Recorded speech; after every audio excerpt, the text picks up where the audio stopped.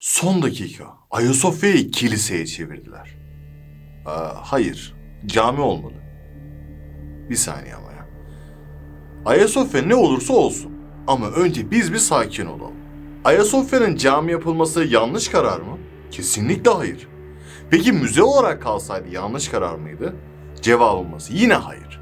Demek ki ortada yanlış olan bir şey yok. 1453 yılından beri Türk hakimiyetinde ve Türk topraklarında olan Ayasofya'yı önce bir tanıyalım.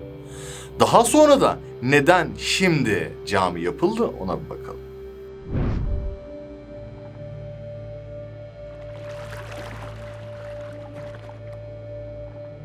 1. Justinianus'un emriyle inşaatına başlandı. Yıl 532.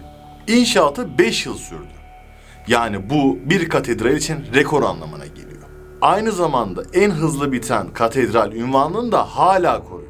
1550 yılında Sevilla Katedrali'nin inşaatı bitinceye kadar dünyanın en büyük katedraliydi. Şu an Ayasofya dünyanın en büyük 4. katedrali. Aya kelimesi kutsal, Sofya kelimesi bilgelik anlamına geliyor. Yani kutsal bilgelik kilisesi olarak inşa edilmiş. Diğer bir deyişle ilahi bilgelik de diyebiliriz. 6. yüzyılın önemli bilim adamları, matematikçileri, fizikçileri, mimarları hepsi burada bulundu. Aynı zamanda 10.000 civarı da işçi çalıştı.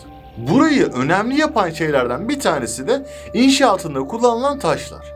Kendinden daha eski olan önemli yerlerden önemli taşlar getirildi. Efes'teki Artemis Tapınağı'ndan, Mısır'daki Güneş Tapınağı'ndan, Lübnan'daki Baalbek Tapınağı'ndan sütunlar getirilerek burada kullanıldı. Bunun yanı sıra Bizans için çok önemli kutsal emanetlere de ev sahipliği yaptı. Bizans'ın altınlarını da buraya sakladığı rivayet edilir fakat henüz buna rastlanılmadı. Bu kilise Ortodoks kilisesiydi. Latinlerin saldırılarından da nasiplerini aldılar. Haçlı ordularının yağmasına maruz kaldı. Haçlı orduları sadece Müslümanlara ve Yahudilere saldırmadı. Ortodokslara da saldırıyordu. Ayasofya neredeyse mermer ile kaplı diyebiliriz. İçerisinde mozaikler mevcuttur ve birçok işlemeler. Yani kısacası tam bir sanat eseridir. UNESCO Dünya Mirası listesinde. En eski ayakta kalan yapılardan da bir tanesi. Şu anda bulunan Ayasofya 3. Ayasofya'dır. Yani bunun birincisi ikincisi mi olur demeyin, olur. Çünkü daha önce yapılan ilk 2 tanesi yıkıldı. Şu anda bulunan üçüncüsü ikincisinin üzerine yapıldı. Yapılan arkeolojik kazılarda 2. Ayasofya'nın kalıplarına rastlayabiliyoruz. O da bir şaheserdi fakat ayakta kalamadı. 3. Ayasofya'nın yani günümüzdeki Ayasofya'nın kubbesi o dönemki en büyük kubbelerden. Hatta en büyüğü. Kubbede birçok defa çöktü. 553 Gölcük, 557 İstanbul depreminden nasibini aldı. Kubbe depreme dayanamadı. Fakat Mimar Sinan istinat duvarı ve içeriden yaptığı kemerler sayesinde kubbe hala daha orijinal şeklini koruyor. O kubbe hala ayakta ve çökmedi. Eski cami yapımlarına baktığımız zaman kubbeleri çok fazla rastlamıyoruz. Nadiren var. Fakat Ayasofya camiye çevrildikten sonra artık camilere kubbe yapmak bir gelenek haline geliyor. Gelelim cami oluşuna. 1453 yılında İstanbul fethedildikten sonra Fatih Sultan Mehmet'in emriyle camiye çevrildi. Bunun sebeplerinden en önemlisi bölgenin en büyük kilisesi orasıydı. Aynı zamanda da yeni fethedildiği için bir cami yoktu ve bir camiye ihtiyaç vardı. Aslında tam olarak bu bir güç gösterisiydi. Müslümanlar için Kabe neyse, Hristiyanlar için de Ayasofya o denebilir neredeyse. Tabi tekrar vurgulamak istiyorum, Ortodokslar için hemen bir minare inşa edildi. Ve Ayasofya cami olarak ibadete artık açıldı. İçeride bulunan işlemeler ince bir sıvayla kapatıldı. Tarihi dokunun korunması için ve Hristiyanlık dinine de bir saygısızlık olmasın diye elden gelen bütün imkanlar yapılmıştı. Mimar Sinan daha sonrasında güçlendirme çalışmalarını da yaptı. Az önce de bahsetmiştik. Kemer gibi, bunun gibi daha birçok güçlendirme çalışması yapıldı. Daha sonraki yıllarda da minareler ve türbeler eklenerek Ayasofya çok büyük miktarda genişletildi. Birçok kez ara ara kapatılarak bakım yapıldı. Bugüne kadar ayakta kalmasını o bakımlar sağladı. Şimdi bir de müze oluşu var. Yine o bakımlardan bir tanesi. Cumhuriyet dönemi bu sefer. 1930-1935 yılları arasında bir bakım çalışması var. Ve ortaya da şu gündemler atılmakta. Ayasofya kilise olsun. Bu kesinlikle kabul edilemez bir şeydi. Toplum bir kere bunu istemiyordu zaten. O dönemde alınan Bakanlar Kurulu kararıyla müze yapılmasına karar verildi. Bunun sebeplerinden bir tanesi Ayasofya'ya yapılacak saldırıları engellemekti. Çünkü çok eski bir şaheser yapıydı. 1 Şubat 1935'te müze olarak açıldı. İnce sıvalar kazındığında altından çıkan muhteşem eserler ortaya çıktı. Bir düşünsenize, basiretsiz, dar görüşlü bir padişahın İstanbul'u fethettiğini. Şu an Ayasofya'yı tartışmayı bırakın, Ayasofya yoktu bile. Kanuni Sultan Süleyman Macaristan'ı fethettikten sonra oradaki bir kiliseden 2 tane dev kandil getirmişti. Bu kandiller hala daha Ayasofya'da. Bu yapının da gizli sırları teker teker ortaya çıkmakta şimdi. Altında mükemmel bir tünel ağı olduğu iddia edildi. Daha sonra bu gün yüzüne çıktı. Fakat Türkler tarafından İstanbul kuşatıldığında bu tüneller kapatılmış. Nereye kadar gitti bilinemiyor şu an. Ama neredeyse Avrupa'ya kadar bağlantı olduğu iddia ediliyor. Mozaiklerde bulunan meleklerin sırrı hala çözülemedi. Aslında Ayasofya'ya bakılınca yapı ve mimari itibariyle çok da Hristiyan dininin yapısına benzemiyor. Daha çok pagan dinine göre inşa edilmiş gibi. Aslında çözülemeyen sırların sebeplerinden bir tanesi de bu olabilir. Pagan inançlarına göre resmedilmiş olmaları, pagan inançlarına göre tüneller, tuzaklamalar ve işlemeler yapılmış olmaları. Asıl sır bundan kaynaklı olabilir.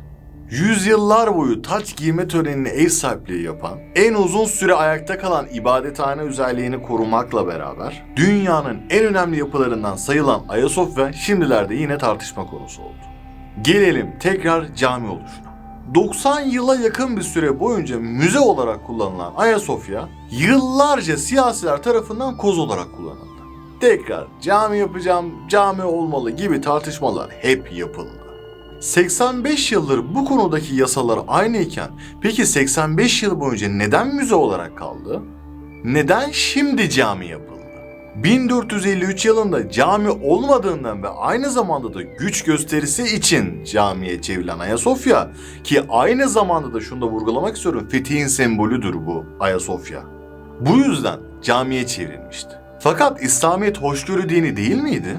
Milyonlarca insanın kalbi bu durumda kırılmaz mıydı? Milyonlarca insanın kalbini kırarak kılınan namaz bir Müslümana ne kadar yakışırdı ki? Düşünün ki Kabe'yi Hristiyanlar ele geçiriyor ve orayı kiliseye çeviriyorlar. Aynı zamanda da buraya Hristiyanların bir Kabe'si diyebiliriz. Daha da ilginç olanı, hemen yanındaki camiler dolmazken Ayasofya'yı cami yaptık. Ve insanlardaki Ayasofya'da namaz kılma isteği hırs ve ego değil miydi?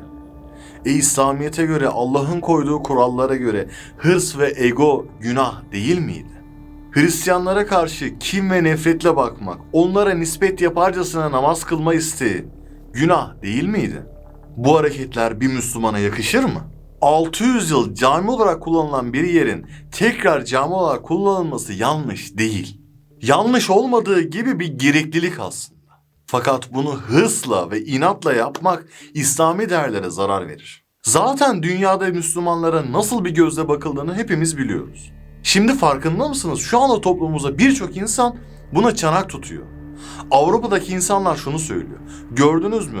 Bize yıllardır anlatılan İslamiyet bu. Hırs, ego, kin ve nefretten ibaret. Onların bize yıllardır bahsettiği güzellik, hoşgörü dini değilmiş bakın Müslümanlık diyorlar. Çünkü televizyonda o halkı görüyorlar. İnatla, kinle ve nefretle orada namaz kılmak istiyorlar. Oysa ki Allah sevgisiyle kılmak isteselerdi hiç böyle bir durumla karşılaşmayacaktık. Ne oldu peki bize? Nerede kaldı Müslümanlığın güzel davranışı? İslamiyet'in önde gelen imamlarının söylemlerinden yola çıkılarak suret olan yerde namaz kılınamayacağı fetvası ayrı bir tartışma konusu zaten. Burada anlatmak istediğim şey kararın yanlışlığı veya doğruluğu değil. Karar bence zaten doğru. Sadece istediğim İslami değerlere zarar verilmeden buranın cami yapılması. Yani o Yunanlılara kin ve nefret duymadan, Avrupalılara kin ve nefret duymadan, onlara inat namaz kılacağız demeden, sadece bir şeyi Yaradan için yaparak istemek başka bir şey. Anlatabildiğimi bilmiyorum. İslamiyet'i artık dünyaya yanlış tanıtmaktan vazgeçin. Gerçekten İslamiyet'i kirleten Avrupalılar değil, sizlersiniz, kusura bakmayın. Eğer ki Amerika'da Müslümanları terörist olarak tanıyorsa bunların suçlusu da biziz. Bizim anlattığımız dini de birileri bozuyor maalesef. Güzelliği, hoşgörüyü bozuyorsunuz, yapmayın. Ve şimdi akıllardaki en büyük sorun: neden şimdi cami yapıldı?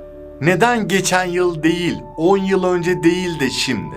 Üstelik birkaç ay önce Ayasofya Camii yapılsın önergesini iktidar partisi üyeleri reddetmişken ve aynı zamanda hala daha o milletvekilleri meclisteyken neden şimdi? Bunu ilerleyen zamanda hepimiz birlikte göreceğiz. Erken seçimin habercisi mi? Yoksa global bir oyun mu? Yoksa gerçekten bu Ayasofya'da namaz kılma isteği mi? Bunu bize zaman gösterecek. Düşüncelerinizi yorumlar kısmında yazmayı unutmayın. Kanala abone olarak destek olmayı da unutmayın. Kendinize iyi bakın. Görüşmek üzere.